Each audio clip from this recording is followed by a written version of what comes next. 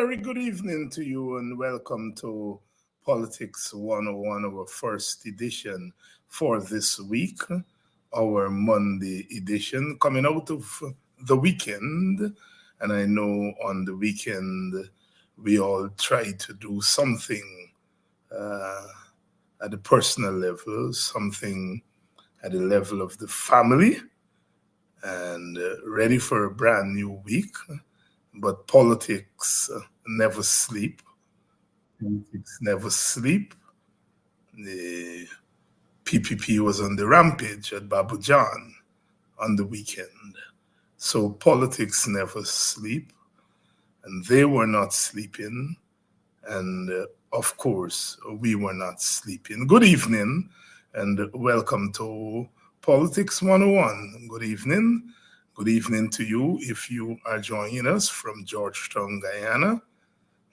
Good evening if you're joining us from Berbice, East Berbice, West Berbice, Quarantine, down the river, up the river. Good evening. Good evening. Good evening to you, good people of East Coast. Good evening, especially to the people of Anns Grove. Quite a good meeting there the WPA had on Sunday night. Welcome.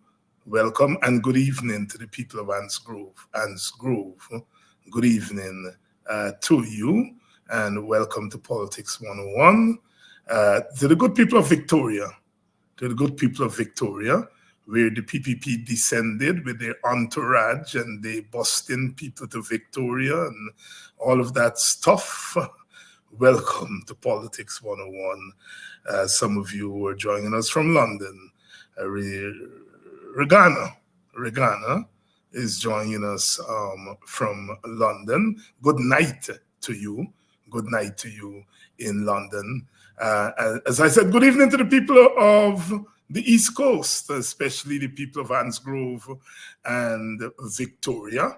Victoria, things are happening in our society. Good evening to you at Linden. Good evening to you at Linden. Those of you who join us from the East Bank of Demerara, the West Bank of Demerara, West Coast, of course, East Essequibo, and those of you from Essequibo period, Essequibo Coast, Essequibo Islands, and those of you in the interior, Region 7, Bartica, Region 8, Region 9, and of course, those of you who join us from the diaspora in our Caribbean, welcome to Politics 101. I was on the radio this morning in Antigua, speaking about the violence in school, the recent incident there in Houston, where a teacher had to seek to defend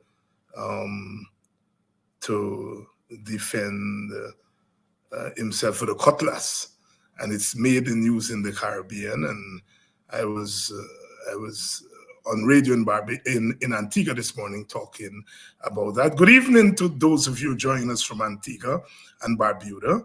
Good evening, those of you joining us from Jamaica, joining us from a yard. Welcome to Politics 101. Barbados, good evening. Good evening if you're joining us from Barbados, all over Barbados. Good evening if you're joining us from St. Vincent, from Grenada, from St. Lucia, from St. Martin.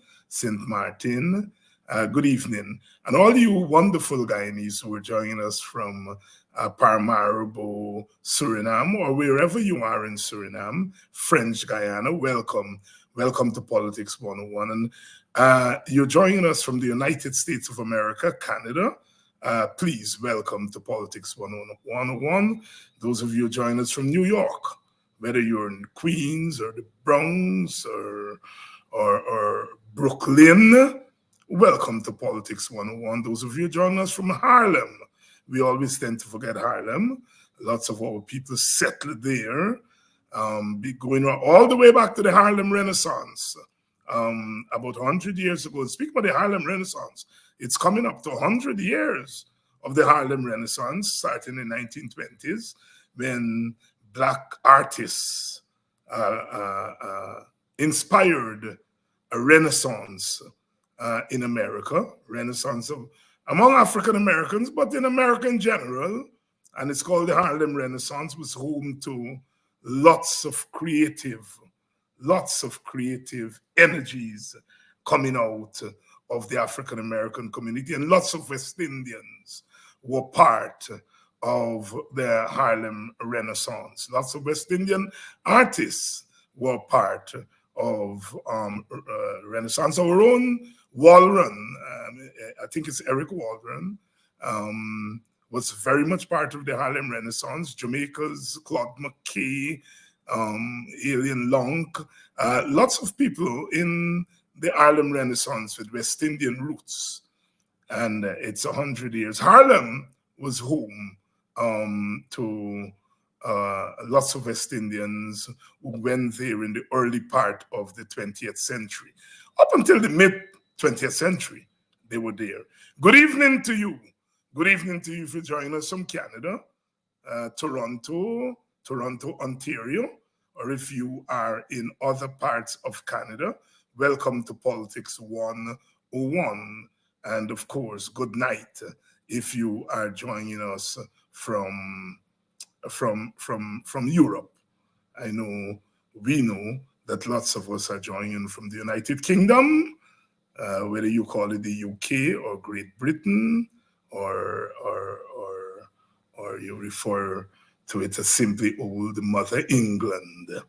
Welcome to Politics 101. Well, it's been quite a busy few days.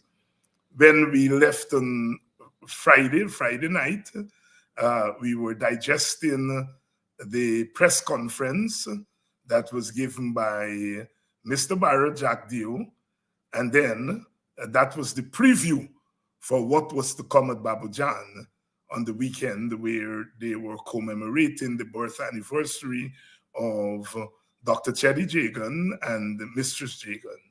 And they used the occasion to, of course, cuss out those of us on the opposition side. But, it's politics, and if they want to remember their leader by cussing out their opponents, there's nothing that I can say or we can say about that. That's how they choose to remember their leader. Welcome to Politics 101. Of course, tonight our headline is Guyana is a deeply flawed democracy. Guyana is a deeply flawed democracy. We started with that conversation on Friday, making the differentiation between democratic procedure and democratic substance. Elections can be termed and are termed democratic procedure, but democratic substance is what you do after you win that election. The election is procedure. That's what it is. It's not democracy. You hear big people, educated people, political leaders talking about democracy when they're talking about elections, as if some of them are playing tricks. My friend Rafi Dev knows the difference between democratic procedure and democratic substance. He knows. I think a lot of the fellows in the PPP, they have a poor understanding of politics and political theory. So some of them genuinely believe elections are the sum total of democracy. But those like Rafi Dev, they know. So when Rafi Dev equates democracy with elections or election with democracy, full stop, and doesn't go on to talk about other aspects of democracy, he's just playing politics because he knows better, and he knows I know better, and some of us know better than that. He knows of Sir Arthur Lewis's definition of what procedural democracy, what substantive democracy is. Sir Arthur Lewis, of course, West Indian, St. Lucian, Nobel Prize winner for economics. And he argues that democracy, substantive democracy, means that all those who are affected by political decisions, all those who are affected by decisions must be at the table to make those decisions. Ravi knows that. He read that 1965 booklet by Otto Lewis. He refers to it all the time. And in that booklet, Otto Lewis makes a distinction between procedural democracy and substantive democracy. And if we think about Guyana from both the procedural and substantive standpoint of democracy, then we must conclude that Guyana is a flawed democracy, bordering on autocracy. Some of us, like myself, believe that we're not bordering, we are more autocratic. Democracy can be used as a mask for autocracy. Democracy for whom? I made the point on Friday that Guyana entered into a new social contract in 2020. And in that social contract, the opposition was not at the table. The now opposition, meaning the PNC, APNU, AFC, WPA, they were not at the table when that new contract was entered into. It was a new social contract entered into between the PPP and its local allies and external forces. And so the contract excluded the representative of African Guyanese. In the same way that when America was born at the end of the 18th century, they entered into a new social contract in which African Americans were left out because they were enslaved. In Guyana, we are not formally enslaved. No chains around our feet. But as Marcus Garvey and Bob Marley argued, no chains around my feet, but I'm not free. And so that social contract in 2020 excluded African Guyanese because their representatives were not at the table. And what we've seen since 2020 is African Guyanese being treated as aliens, being treated as outsiders. There is no institution of government in which African Guyanese have any decision-making power, including the institutions that they predominate, like the armed forces and the civil service. They don't have power in those institutions. Because what has happened is that the new social contract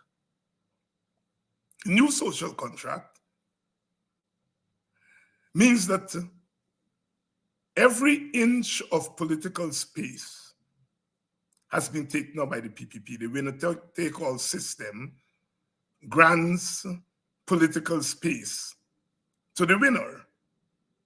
And the understanding is the winner will govern in such a way as not to exclude the loser. But the PPP, which was given a one-seat majority, is governing and excluding all others.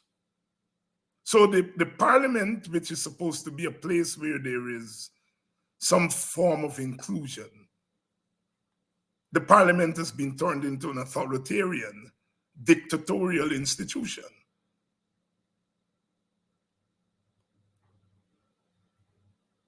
Rules such as the chairmanship to the PAC and other standing committees,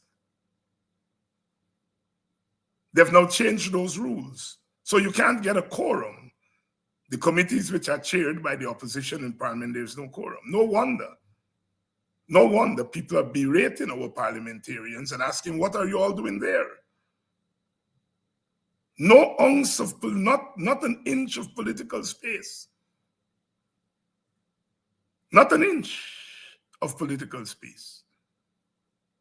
Welcome to Politics 101. Guyana is a deeply flawed democracy. Guyana is a deeply flawed democracy. There is a raging quarrel going on about who's the father of the nation. Is it Jagan or is it Burnham? Understandably, the PPP says it's Jagan.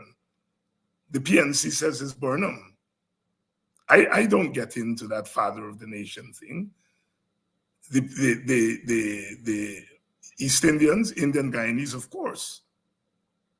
The father of their subset of the nation is Chedi Jagan. They believe that. And they have a right to believe that.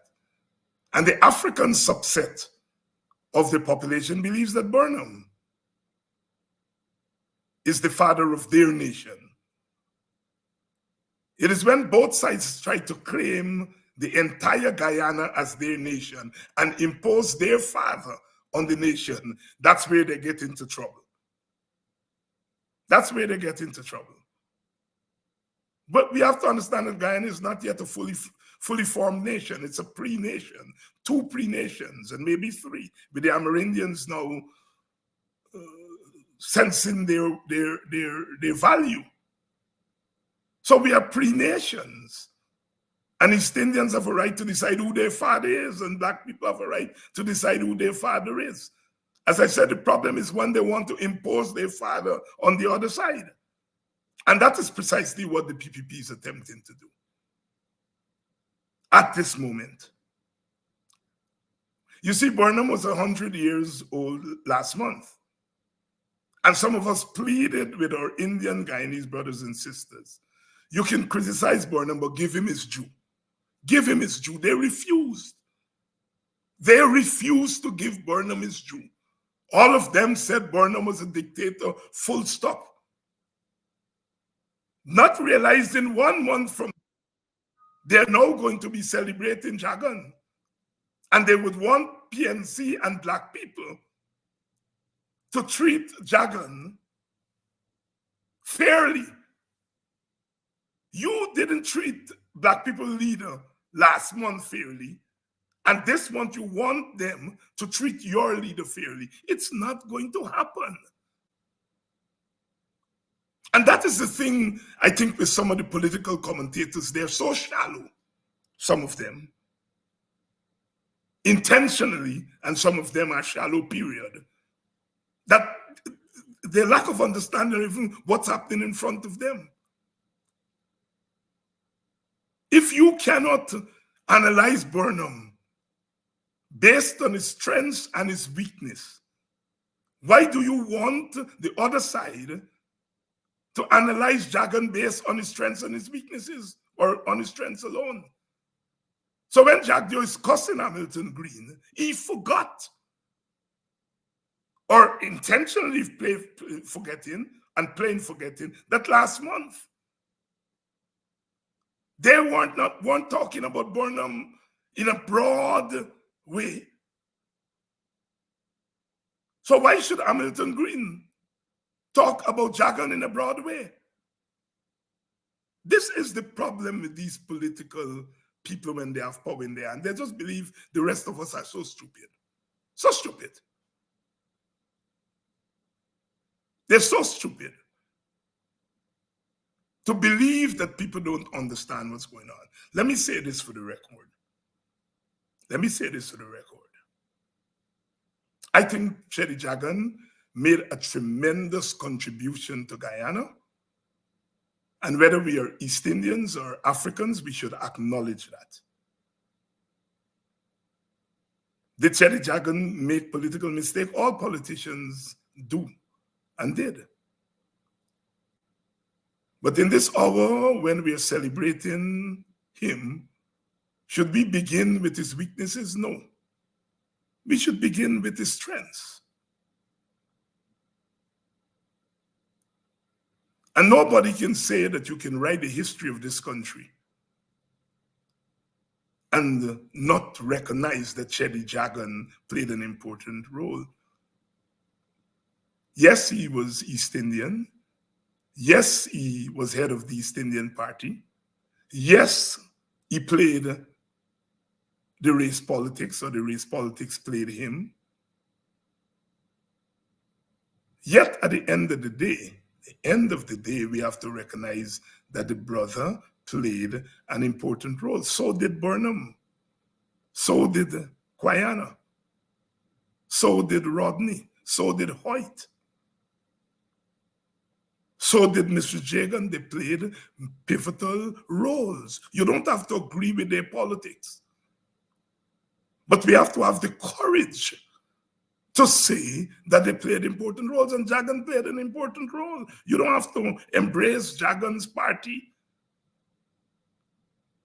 But the PPP must understand that when you are saying to African Guyanese that their leaders didn't play an important role, you can't expect them to wrap their arms around your leader. I hear Irfan Ali and Jack Dio talk about the PPP from 1950. The PPP that they're in is not the PPP from 1950. The PPP that was born in 1950 ended in 1956. There was a split in that PPP in 1955 when Burnham, Lachman Singh, Jainarayan Singh, etc. left. And there was a split in 1956 when Sidney King, Martin Carter, Rory Westmans left, etc. That PPP came to an end in 56. There was a new PPP, a Jaganite PPP, that came into being in 1957. And there was a Burnhamite PPP that became PNC.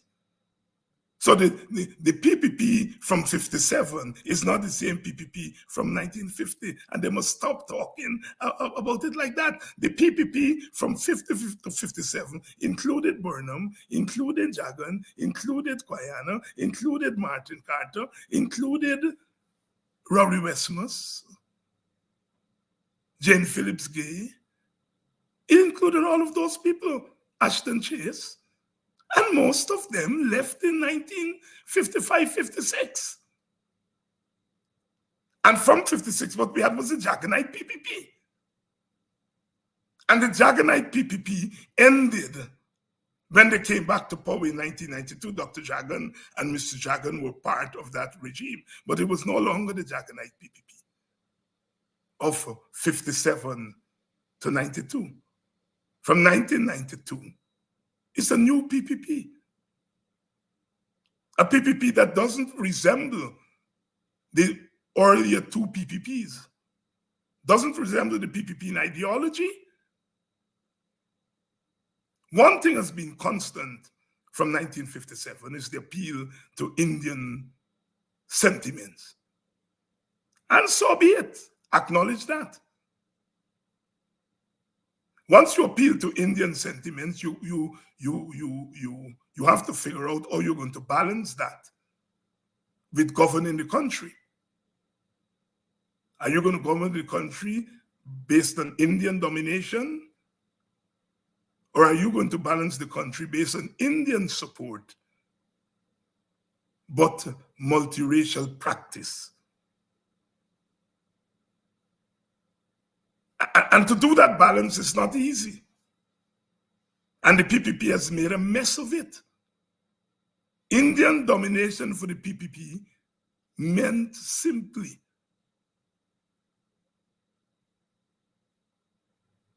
Indian supremacy at the level of government and Black inferiority. That is what PPP, that is what guides the PPP. That is what guides the PPP. And you cannot govern based on Indian domination and call yourself a democracy. You're a deeply flawed democracy. You're a deeply flawed democracy. You see, these people believe that we are stupid. I keep saying over and over again. I hear them saying, my friend Ravi Dev, and I hear some other people saying, every time there have been protests, Indian people have been attacked by Black people. Black people have been the aggressors, and Indian people have been the victims whenever there have been protests. You see, what they're trying to do, what dictatorships like to do, is to ensure there is no protest. And they try various means of ensuring that. One way of ensuring that there is no protest is to try to bribe people of the other side. Another way is to try to use the armed forces to put down any protest. And the PPP has tried both. They're using both.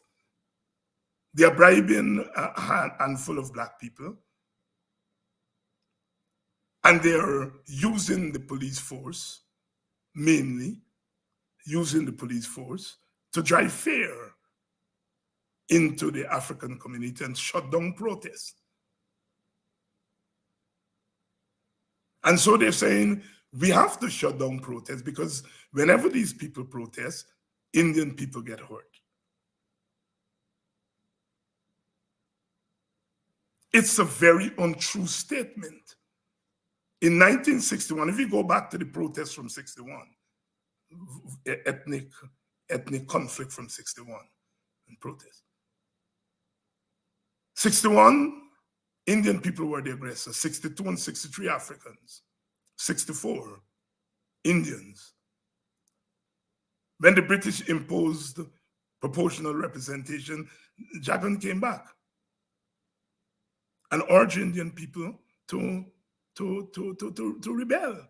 And this violence, that's how you got places like Buxton were attacked. They see these at the back, and the bombing of the boat in the Demerara River going up to Linden.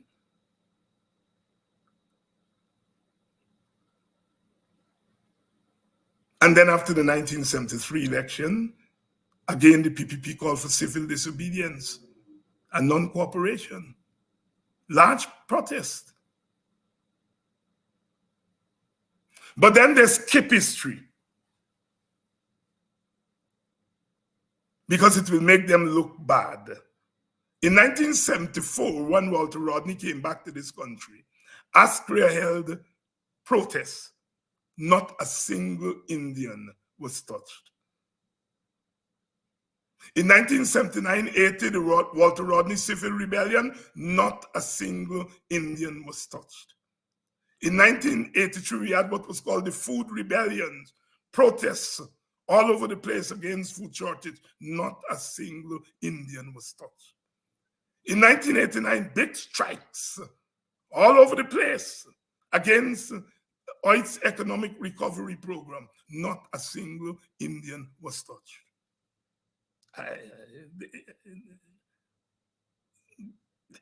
They think they know history. Ravidev likes to talk about silencing. Why is he saying certain things knowing that it's not true? Whenever there are protests, Indian people, I just list some big protests there. Indian people weren't touched.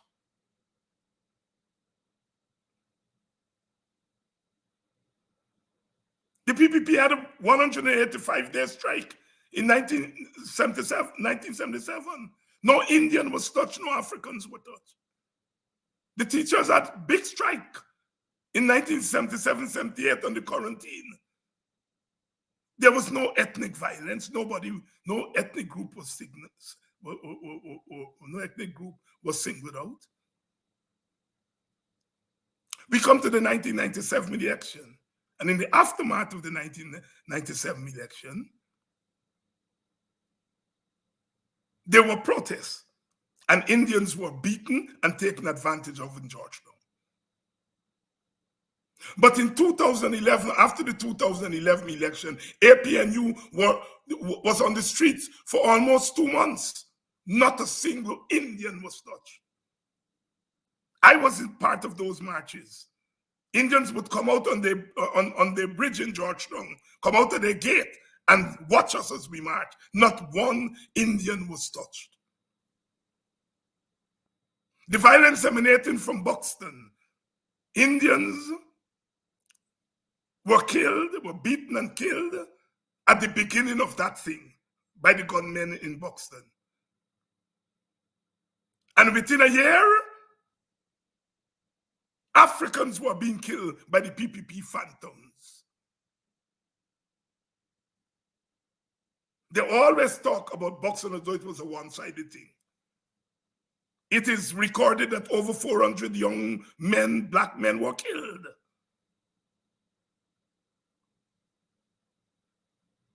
I mentioned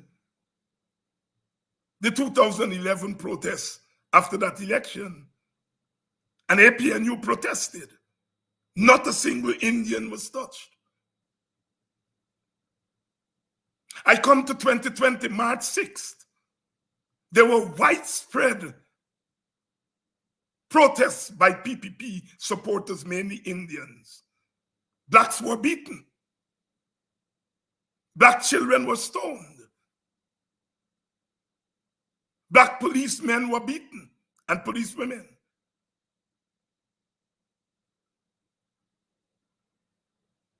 There was no retaliation by black people. There was no retaliation. Black people were beaten. Every time we have protests, Indian people are beaten, and black people are the ones who are doing the beating. Black people didn't beat anybody after the 2020 election. Their people were beaten. And so these people must stop lying. They must tell you all the truth. You see why they don't like me. As David Hinds is a racist. None of them could point to anything racist that I say. What I do is that I defend the dignity of black people, and for them that's racism. Backward fools.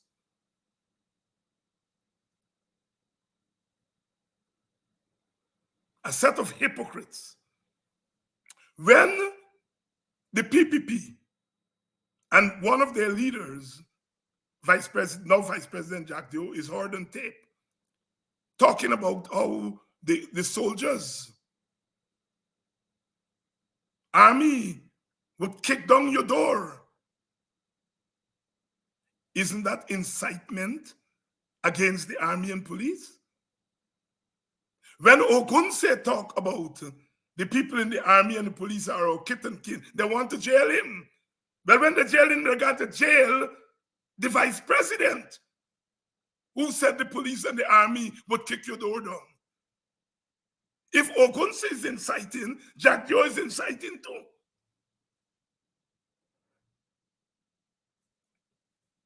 When the PPP call Ramjatan and Nagamutu Nimakaran, or Nimakaran,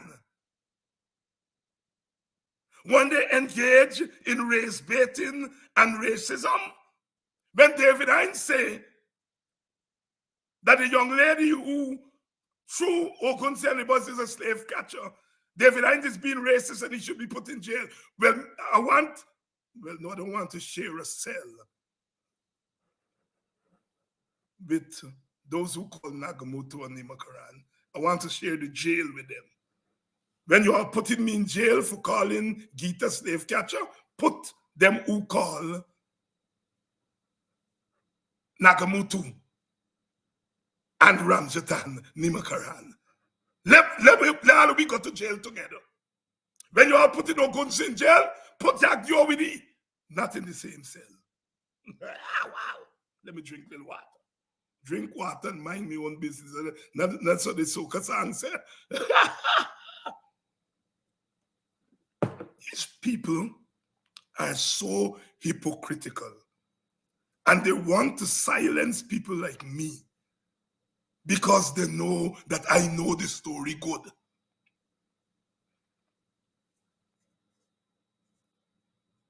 Put all of we in the same jail together.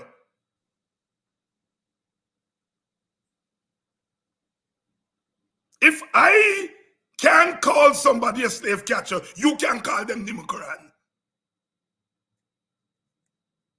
If Ogunse can say the people in the army and police are his kith and kin and they need to turn their guns away from black people, then you can say, Mr. Jack Dio, that the army and the police would kick down your door. What is good for the goose must be good for the gander. Lock up all of you. Lock up yourself. Damn hypocrites. Hypocrites. Hypocrites. Hypocrites. So Mr. Jack Dio came out swinging at the press conference, and then he went up to Babu John. I won't deal with Orphanali. Orphanali said he looked into a mirror, and the mirror was talking to him. I mean, the banner is such a buffoon. He doesn't even understand how to use images. I looked into a mirror, and the mirror was talking to me. And the mirror told me this, and the mirror told you that. You should have said you went into the PPP paper, the mirror, and they told you, oh, you look into a mirror, and the mirror tell you. I mean, buffoonery. So I won't bother with it. I won't bother with it. But Jack Dio was in his element. He said that what the WPA did was shock therapy. Every fool got its own little sense. He was right. We shocked a nation that had slipped into acceptance of the status quo. Black people were beginning to accept their fate of second-class citizenship. Indian people were beginning to accept the comfort of having a government that is projecting them as superior. The nation was becoming complacent. And the Working People's Alliance deliberately decided to shock the nation out of that complacency. Jack Dio, you're right. You call it shock therapy. You have your own way of dealing with language. Yes, you're right about that. And it is our democratic right to do that. If we see a nation is dying, we have to revive that nation either by mouth-to-mouth resuscitation or some form. And that is what we did. Yes, you are right. And since we have shocked the nation, you all have had to speak to this nation.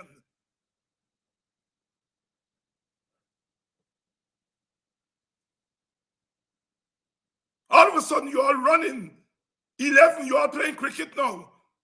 You all send a whole cricket team into Victoria. We make you all do it. Put that in your pipe and smoke it. You would not have done it if we had not gone to Buxton and Victoria and other places and said, this confounded nonsense must stop. And because you're all afraid of the consequences, you all went to Victoria to play a three-card trick. We come here and we made promises. Most of those people who turn up, they believe you all went to share out something. And when they realize you all ain't sharing out, they say you all ain't there for nothing. Because you all ain't there for nothing. You all went there to make promises. When you all go to East Indian areas, you all go there to deliver things, whether it's Monrepo or wherever. But you all go to black communities to make promises. And black people, you know, I mean, some of us fall for, the three-card trick. And so we turn up there. Because we black people always think we get sense, we're going to take the people thing and we're going to vote for them. But the people photographing you all. And those photographs will be there for your all children and grandchildren to see. You are forgetting the era in which we live. I'm not stopping anybody from going if they want to make representation for themselves and for their communities. You have to, they're the government. But realize what they're doing. They only want you there for photo opportunities. They want you out there for just photo opportunities. You all are going there in good spirits. You all are going there genuinely to make demands of your government, which is it's your right. And I will not say to our people not to go. Go and make representations. It's your right. That is the right we are fighting for. You shouldn't have to go. The government should be looking after black communities. That they shouldn't have to come after the WPA was there and the WPA shocked them into going. They shouldn't have to. They should have been doing that as a matter of course. But the WPA shocked them and so they've gone. And they figure that they can trick you all in front of your face. Now you see me, now you don't see me, you know, the 3-card trick thing. So go when they come and make your demands. But know that you are talking to people who are out to trick you and people who believe that you could be tricked. Know that. So when you go there, you defend and protect your dignity. Do not trade your dignity for the promise of a piece of bread. Do not trade your dignity for the promise of a piece of bread. Go there, but walk in with your dignity and walk out with your dignity. Don't go in there with your dignity and walk out without your dignity.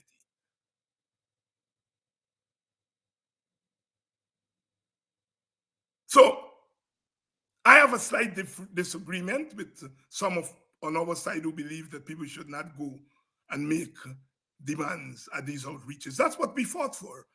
The WPA shocked them and said, get out and level with black people. You are now dancing to our tune. Our tune. Insofar as you get up and get there.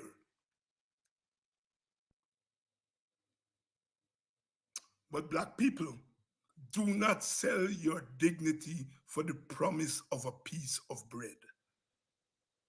And even if it were not a promise, even if it were a Kargat's piece of bread, still don't sell your dignity for a piece of bread.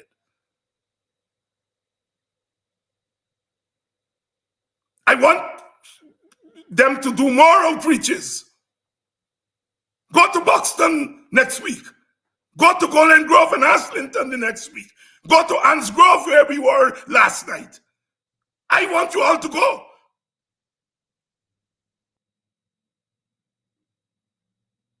But when you trick the people, we come in for you with a second round of shock therapy. Thank you, Jack Dio, for the term shock therapy.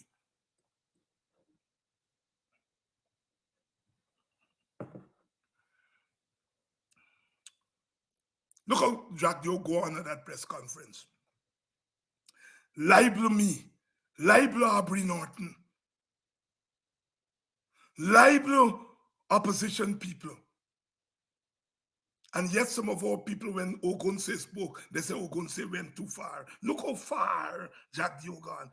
Look, we have to understand when you're fighting vicious people, you got to understand. So those who were saying Ogunse went too far, look, Jack Dio accused the WPA members, according to him, all of them on the platform there, collaborate with the PNC to kill Rodney. You see how far he went?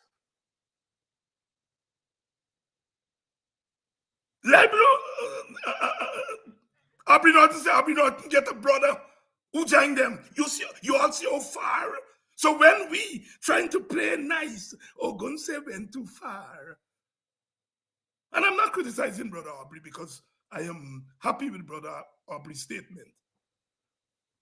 So I'm not attacking Brother Aubrey, but I'm saying when you are responding, always take into consideration the situation. And as Brother Aubrey said, he may disagree with language and he think Ogun went too far, but he doesn't have a problem with the message. So Brother Aubrey can get a pass. But those who said Ogunse went too far, he should pull back. Look how far Jack Doe has gone. The opposition can only go as far as the governors go. The oppressed can only go as far as the oppressors go.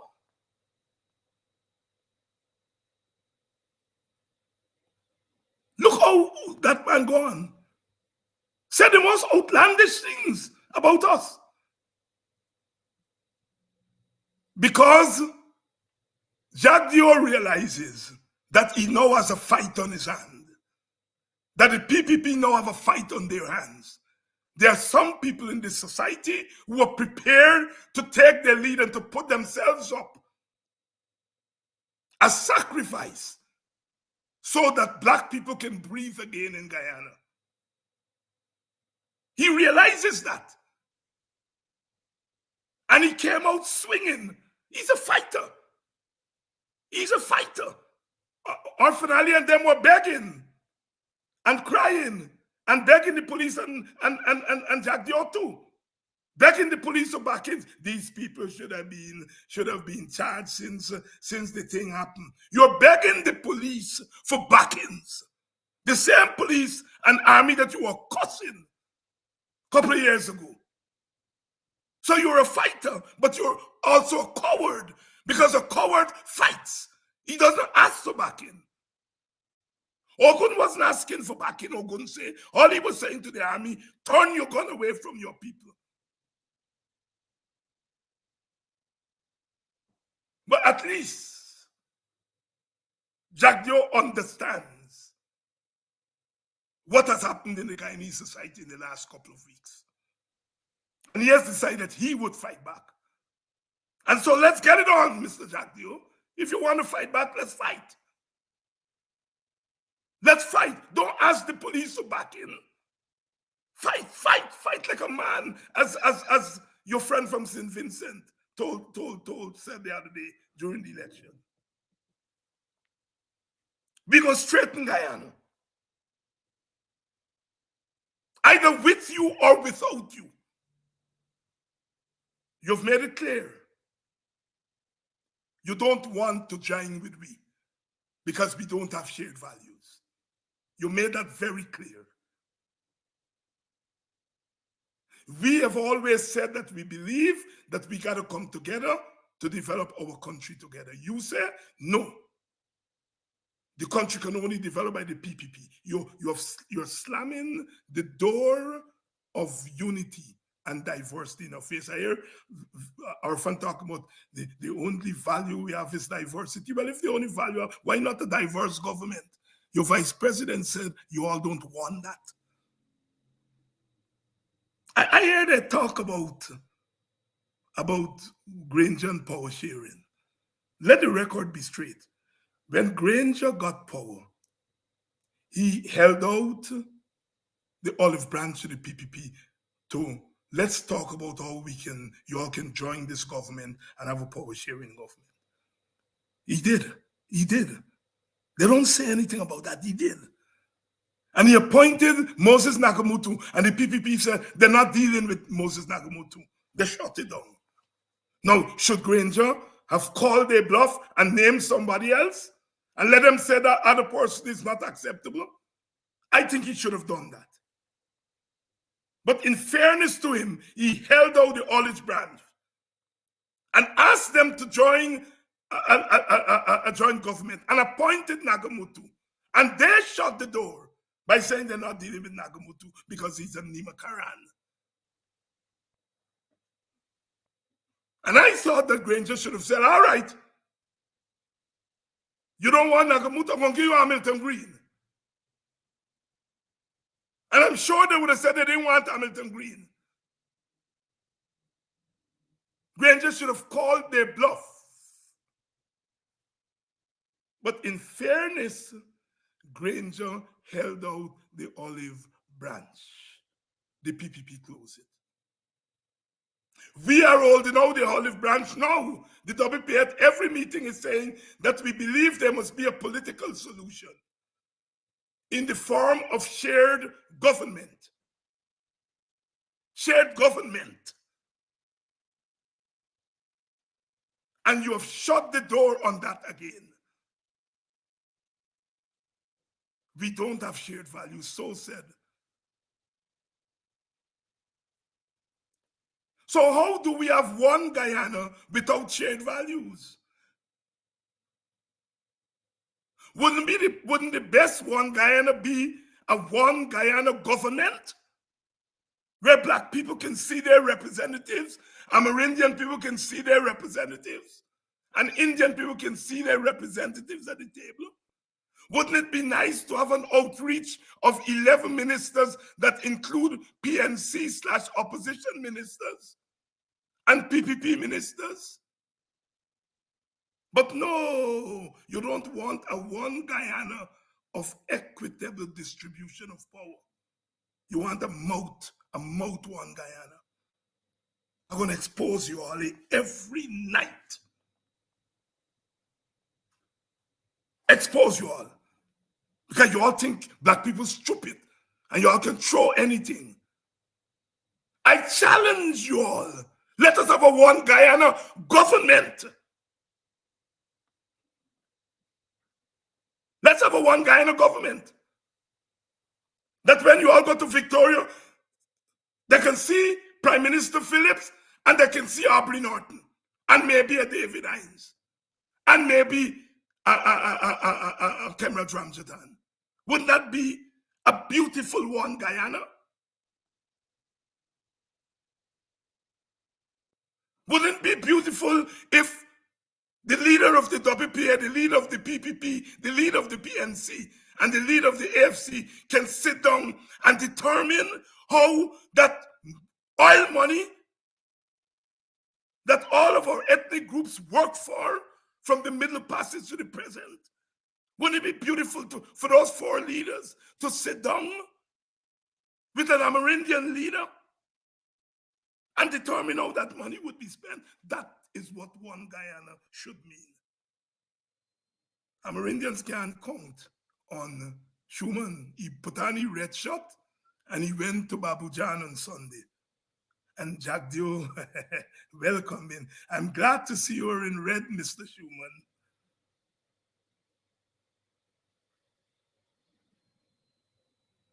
That is the one Guyana we want. We want the one Guyana where all the leaders and representatives of the people can sit down and chart our destiny together. Jack Dio has closed the door on that and still telling us about one Guyana. The PPP is the only multiracial party. The same man who said the PPP is a coolie party just the other day, he must explain how the PPP went from a coolie party to a multiracial party. Explain that, Mr. Jack Dio.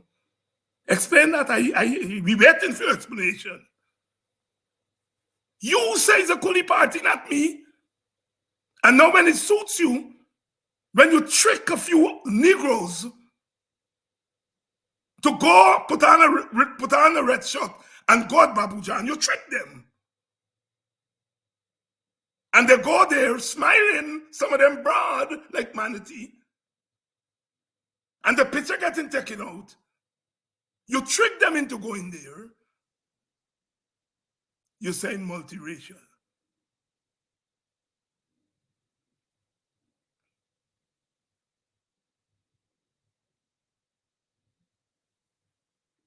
You're going to hear from us.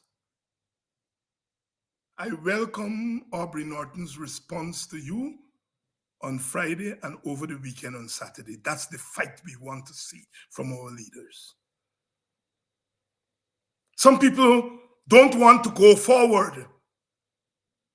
And let us take this thing, let us take this fight. Because they feel, oh, they're opposition people, but they don't want the WPA to get the credit. So they're not giving support, although they know what we are doing is correct. Black people can be our own enemies sometimes. Internal jealousy is more important sometimes to them than the struggle. What the WPA has done is to give an opening for all of the opposition. Not just for the WPA, because this struggle, we alone can't carry this struggle. No single party in this country has the answer to all our problems. No single opposition party has the answer to the opposition struggle. It's for all of us.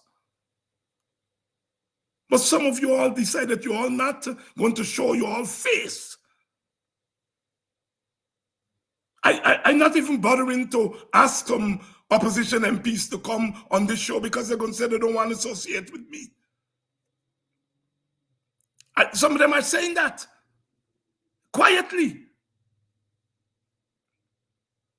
And while they're saying that, Jack Joe is beating the hell out of us, lying on us, libeling us, threatening us.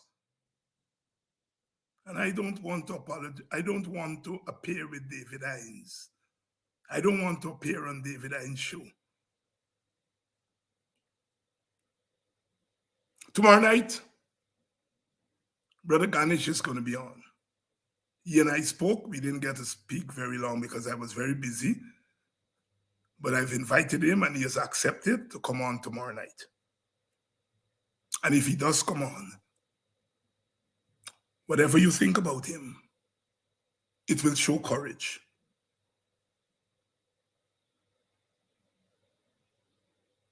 Courage that some Africans who are going to benefit from our struggle, some African MPs don't have. They're prepared to sell the dignity of Black people for political correctness. And they're playing politically correct, and the other side is playing them nasty.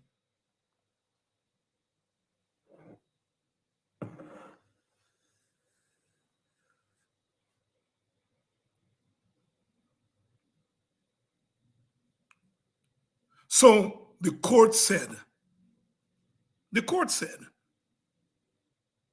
that Irfan Ali acted unconstitutionally when he dismissed the Police Service Commission.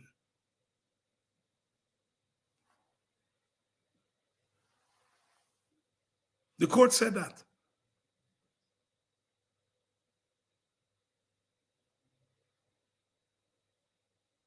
Isn't it a damn shame? Isn't it a damn shame that the head of state, if we believe Mr. Slow, and I'm sure we do believe Mr. Slow, calling Mr. Slow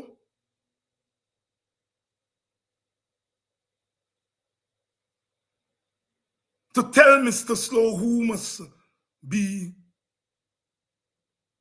promoted in the armed forces? Mr. Slow said that in open court. He said that in the open. And these are people who are telling you about violating the law.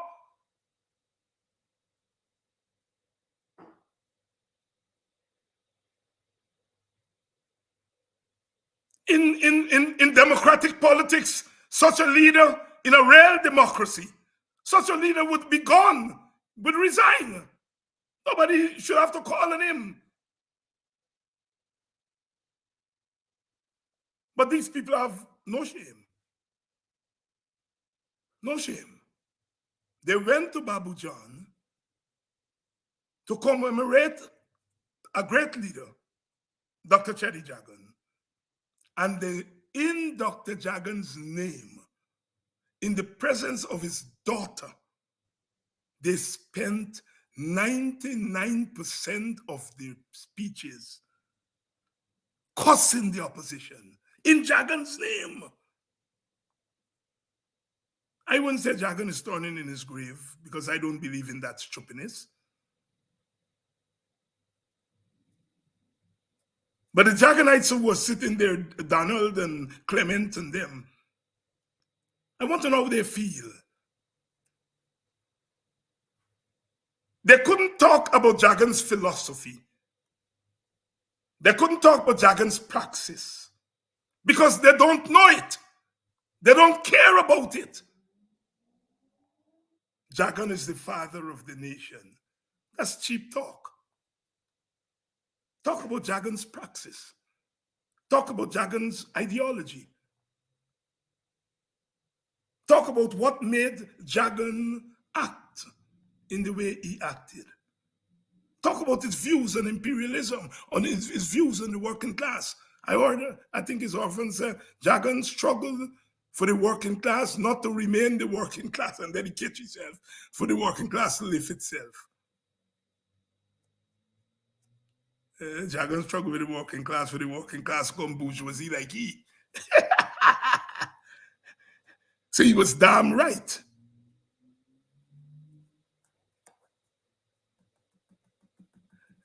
They're so shallow that is why they're jealous of people who are not as shallow as them.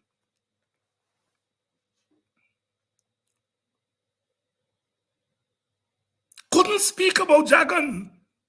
Spend all the time cussing the opposition in Jagan's name. Those are the leaders we have to deal with. Not only are they authoritarian, dictatorial, they're ignorant of their own society, ignorant of their own history, the history of their country. And that is the worst brew, a brew of authoritarianism and ignorance. They have no sense of the world that they live in. And at least we don't want our leaders to become one-man dictators and to become intolerant of those who are not as lucky as they are and didn't get opportunities like them. We don't want our leaders to be elitist, but we want our leaders to have wisdom. And when you listen to those chaps, they're so bereft of wisdom. They're so bereft of wisdom.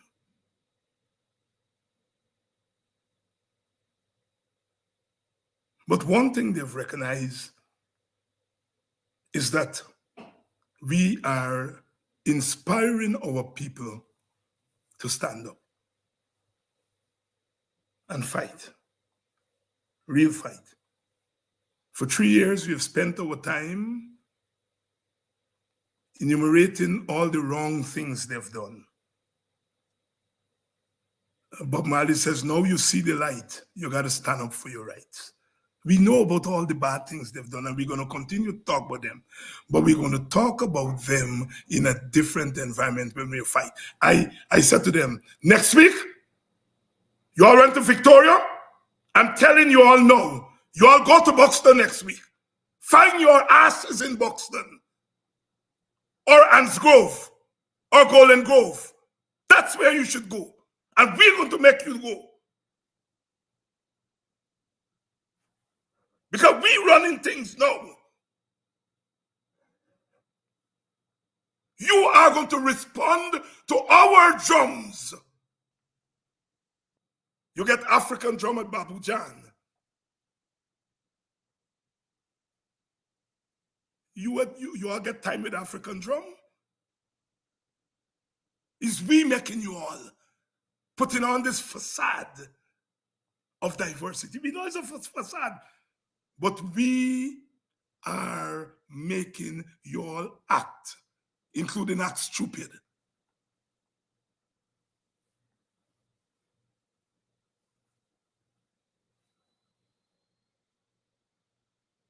Every dog got his day, you know. You all were carrying on for 3 years, doing as you feel like. All of a sudden, no. All over you all going, people are racist and they want violence. Aubrey Norton didn't bulldoze anybody else.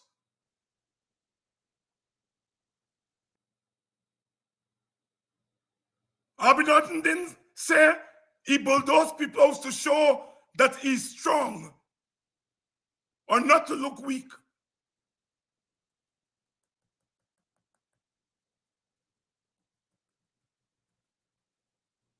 All the violence against half of your population.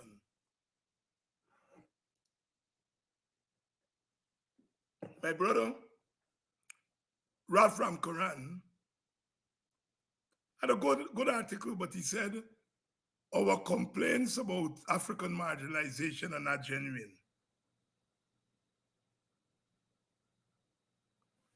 When the coalition closed down estates and tried to move sugar workers into other things, what did you all, Ralph was that, when you all said that well, I don't think Ralph himself said that, but when PPP people and other commentators said the coalition did that because they want to get at Indian people.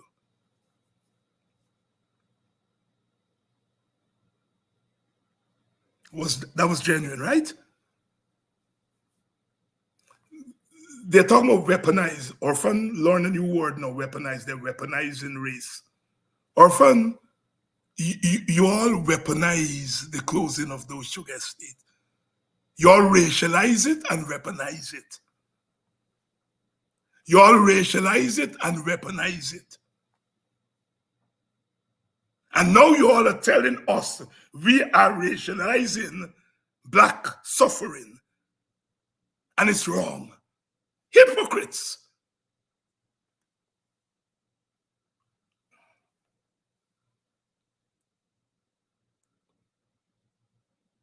Jack Dio get a new tune now. David Hines said that all they wanted Nagamutu and Ramtatan was to bring a few Indian votes. The tape is there. Somebody from the audience asked why they're not seeing Nagamutu and Ramjatan out here struggling with us. And I explained to them that the arrangement we had with the AFC was an electoral arrangement. Not a political arrangement, an electoral arrangement. That is a fact, Jack Dio. That is a fact. It was an electoral arrangement. And Ramjatan said it. He said when the AFC was leaving the coalition the other day, he said we had an electoral arrangement, but now we're going to do our politics separate. David Einstein got to say that. But you know you're speaking to Indian people. So you're saying David Einstein let out a secret that all they wanted you all votes for was a government. But it's okay, Jack, if you want to war like that, I could war like that too. I could war like that too. Just don't ask for back-ins when I answer you. If you want to spin things, I could spin too. And when I spin, don't say that I am inciting Black people for racism and war. You were talking to your Indian people and you were inciting them, I think.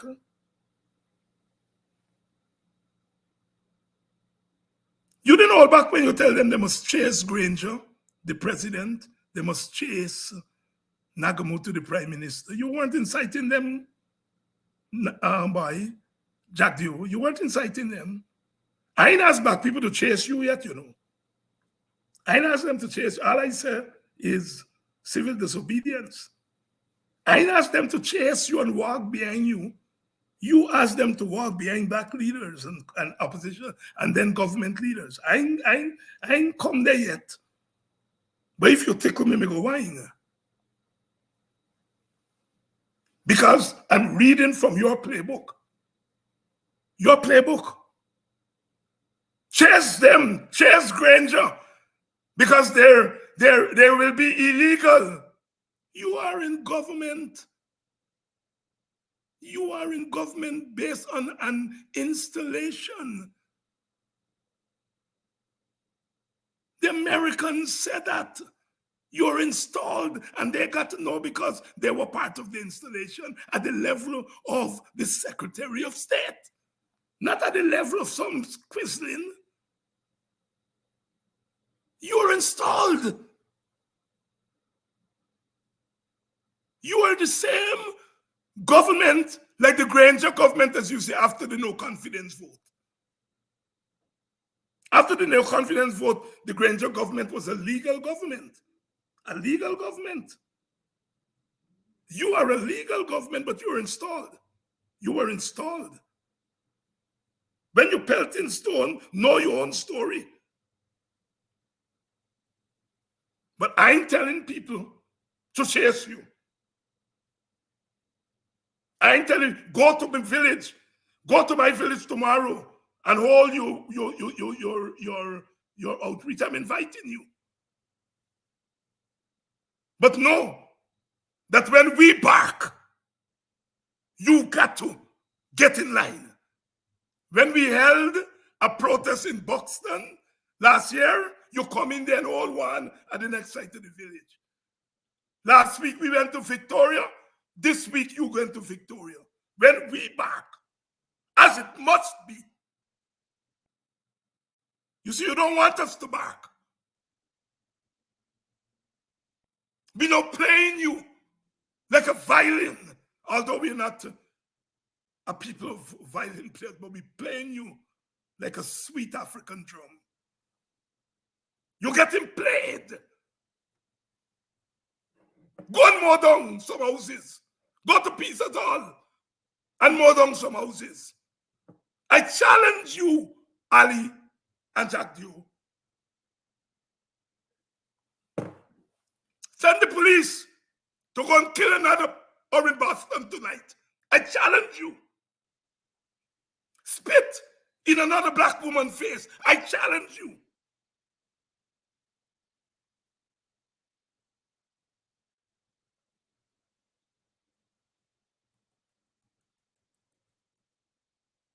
Good evening. Welcome to Politics 101. I wanted to thank all of you who have showed faith with this program and other programs.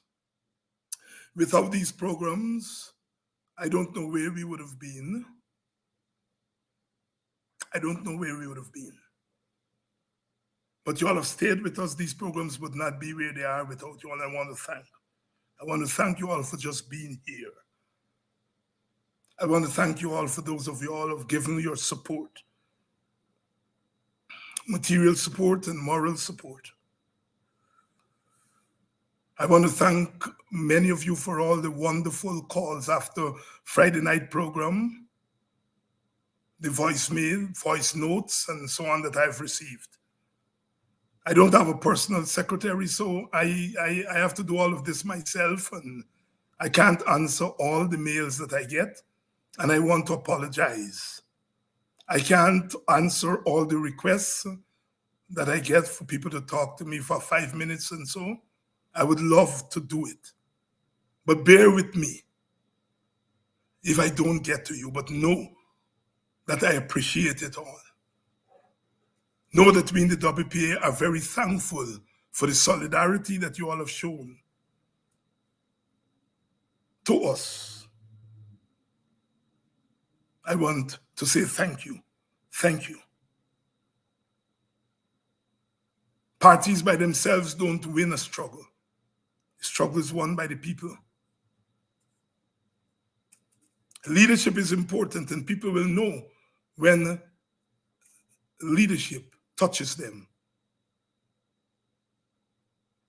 People know that because they have feelings.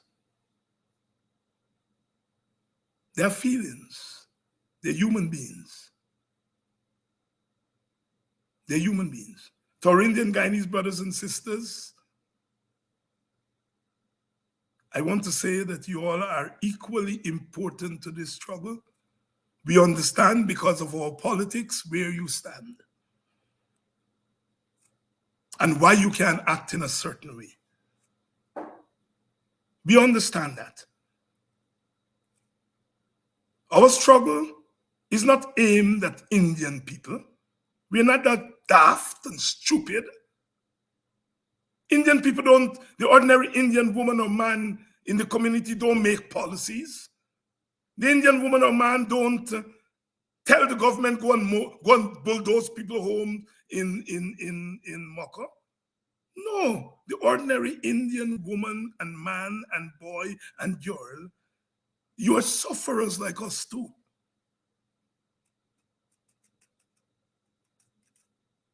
But you're suffering differently because the perception that your government that you voted for is in power and will protect you is real. Perception becomes reality, and we understand that. So our struggle is not against Indian people. Our struggle is against the authoritarian government that has some elite Indian souls and some Amerindian masks and some African Guyanese masks.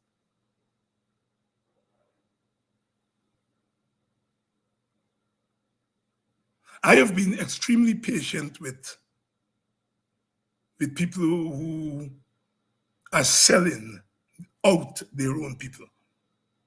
You're not selling out your people by going to an outreach and demanding of the government. You're right to do that. But those of you who are prepared to sell your people, at some point we have to have that conversation. Because some of you all going to come running back, you know. Some of those faces we saw there at Babu Jan, you all going to come running back to us. And we'll have to decide when you all come running back to us what to do. There's life after the PPP, you all know that. There's life after the PPP. There's life after the PPP. And you all allowing yourself to be photographed. At least the people who went to Victoria when they believe in sharing out something. Those of you all who went to Babu Jan know they weren't sharing out anything. So you all went there. You all allow yourself to be tricked for a photograph. And whatever else they pay you all. You all gonna come running back to us. And we have a lot of love in our community, and we've always welcomed back prodigal sons and daughters. But this time, if we were going to welcome you all back, the price wouldn't be nothing. You all are just disgracing your ancestors. Just disgracing your ancestors. And the fact that they're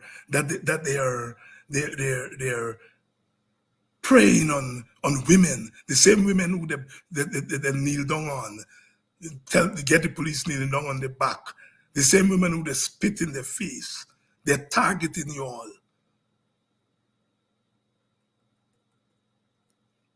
You all are still my sisters, still my brothers, but the love is going to be tough if you all continue doing what you're all doing. The love will be tough. Still, love you all. Will be some tough love. There must be a difference between standing up and demanding your rights from the government. That is the right and just thing to do. But to allow yourself to be used as props to make the government look good, to consciously do that, is another thing. Thank you all very much. Tomorrow night, Ganesh Maipal will be here, and I think it's going to be an interesting discussion. An interesting discussion that we must have. We have to have that discussion with Indian Guyanese in an environment in which a government of their ethnic group is beating down on African people. Where does the Indian in the opposition stand? It's not an easy place. They have to negotiate it, and I think Ganesh and them brought that out into the open. On the other side, it's the same thing. Where do Africans in the PPP stand as they sit in the PPP and look at what that government is doing to Black people, killing them, demolishing their homes? Where do they stand? It's a conversation that we need to have. And I hope Ganesh and I can begin that conversation tomorrow night. It's not an easy road. It's not an easy road. It's not an easy road. Some took the easy way out and condemn Ogunse. Ganesh didn't condemn Ogunse. He and Danielle and Ubraj and Sister Natalie, they didn't condemn Ogunse. I want to point that out. Although they've been quoting the press as doing this wrong, they didn't. Some took that easy way out. Ganesh and them didn't take that easy way out. So we're going to have that conversation tomorrow night. Until then, I want to thank you all from the bottom of my heart for coming out here tonight and keeping watch, and in the process, steeling ourselves for this struggle, which we hope will not be prolonged. Will not be prolonged.